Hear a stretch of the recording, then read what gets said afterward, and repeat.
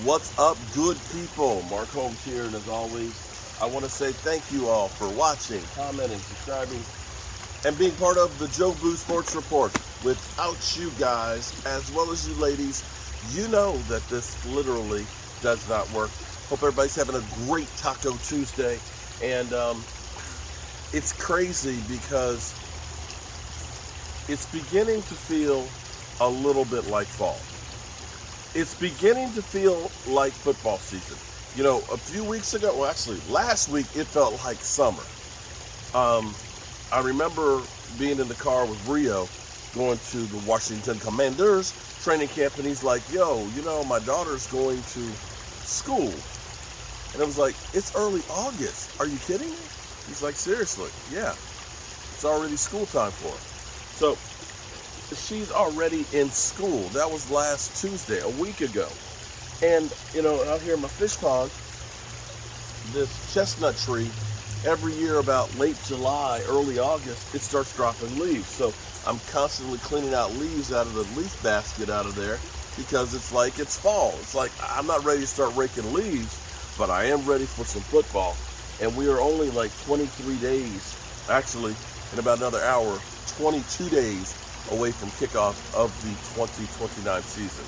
So yesterday, we heard that Randy Gregory was taken off of the PUP list and finally able to work with the Denver Broncos. Too bad he wasn't able to work with the Broncos when we were practicing with them last week. You know, it is what it is. Lyle Collins still is not off the PUP list yet, but there have hopes of him being ready for the season opener. But for us Cowboys, you'll remember when I was out in Oxnard, we finally signed the mailman's guy, Anthony Barr. That's right, the mailman delivered. He talked about Anthony Barr all summer long. The Cowboys signed him. And immediately people started saying, oh, he's on the PUP list. Well, you have to understand, this is the kinder, gentler NFL, in which case their main goal is get everybody healthy to start the season.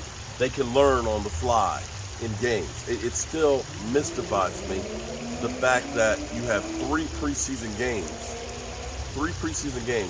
which are the only opportunities for full contact. That's right. The only full contact you have are these preseason games, and most of your starters won't play in. Dak won't, Zeke won't. So the first time any of our starters will probably tackle will be against the Tampa Bay Buccaneers. I just don't understand that. It's crazy. But anyway, back to Anthony Barr. They started Anthony Barr on the PUP list for a couple of reasons. Anthony Barr has had knee issues and things and was still recovering from that. Although that was not an issue going in here. What the Cowboys are trying to do is they were trying to ramp him up and bring him up to speed slowly, as opposed to saying, okay, you're here signed today, you're going to go 100 miles an hour and have a soft tissue injury. The Cowboys are trying to avoid the soft tissue injuries. Hence,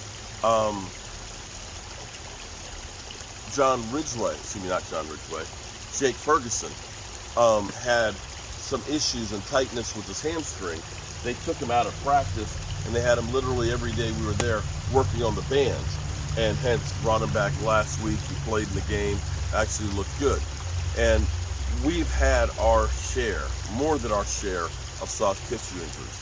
And unfortunately, last year with Dak Prescott, basically finally getting the go-ahead to be able to go and practice, ended up, you know, letting him rip, and literally letting his shoulder to the point where it was dead, and then he was unable to work out basically throughout training camp. So the Cowboys have a new approach.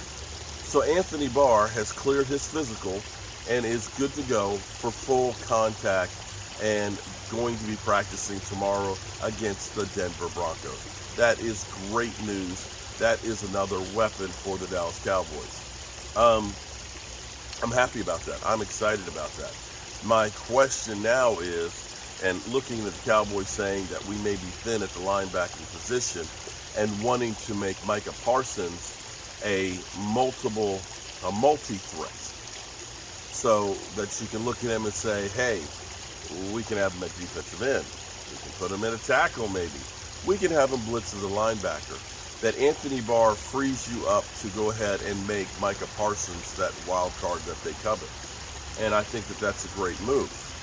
I would like to see the Cowboys do something similar. The sun is kind of going down here, so it's kind of, if I raise my head up here, boom, it's fully in the sky.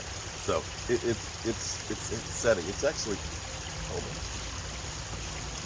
it's actually quite pretty because it's kind of going through the trees here. Let me show you. Look at this. Boom. Well, it's kind of going through the trees there. The plants and everything else. It's hard to believe I'm in a neighborhood.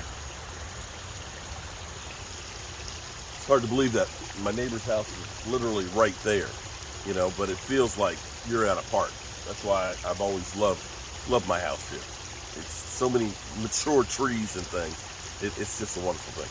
But anyway, I wish the Cowboys would take the same approach on offensive line because I'm worried about where we are right now without a veteran presence at swing tackle. Josh Ball may become a great offensive lineman, but I'm worried that, all of a sudden he's going to get thrown to the wolves if Tyron Smith goes out. And I don't want him to have his first start because Tyron Smith got jacked up and now his eyes are wide open and something catastrophic happens. The Cowboys have the third most amount of cap space right now. I understand that they're looking down the road and wanting to make sure that they can take care of CeeDee Lamb and Diggs and eventually Micah Parsons. But we need to make sure we get through this season before we start worrying about next season. And worrying about this season is, I look at this and say there's some opportunities out here, guys. I'm sorry. I don't believe Tampa Bay is going to be as good. And I think Tampa Bay, having Tom Brady literally staying out 10 days for personal reasons, maybe they're going on vacation with his family and stuff, is going to help a team that now has a new head coach.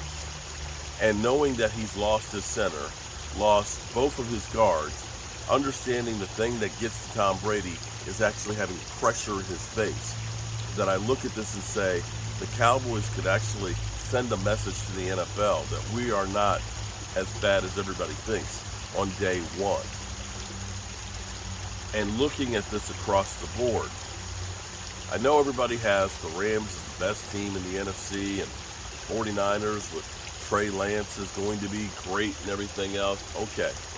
Well, guess what? Those guys are going to play each other twice next year, along with the Cardinals. They're going to beat each other up in that division. I don't think Aaron Rodgers is going to be great. At least we have a number one receiver in CeeDee Lamb. He lost his all-world Devontae Adams. I look at this and say there's opportunities for the Cowboys. And I think the Cowboys need to be definitely looking. I would imagine that they're looking because there are guys out there like Brian Bulaga. I know he's old and injury and stuff, but if you can get a few games while Tyron Smith is out of him, there's the Ty Nsekes out there and a couple of other guys that you might be able to bring in. We've got to do something on that front. I'll have more on that later because there's a list of offensive tackles that are there. A lot of them are long in the tooth, but you know what? Spending $3 or $4 million as an insurance policy does not sound like a bad thing to me.